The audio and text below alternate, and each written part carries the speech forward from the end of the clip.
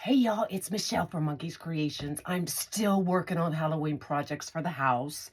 So what I did was I have a candy corn tree out front and I wanted some black skulls to put in there. So I went from this to this using this, and now I have to add some twine to it. So I have this 12-inch upholstery needle. Look at that, y'all. That thing's sharp. Be careful if you get one, okay?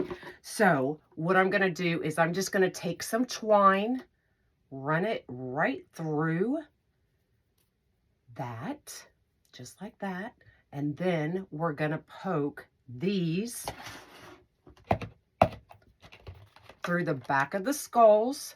This part's going in the tree, so I didn't worry about whether it was fully painted or not. This is what you're going to see. And very carefully, we're going to poke through the back, just like that. And we're going to poke very carefully out the other side. And then, hopefully, I should have tried this first. We're going to pull that jute through, and it worked. So now we have something to hang it on the tree with. So I'm just going to tie a couple knots in there.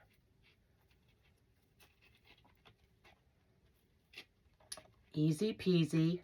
Now we can hang it on the tree. Right? Easy.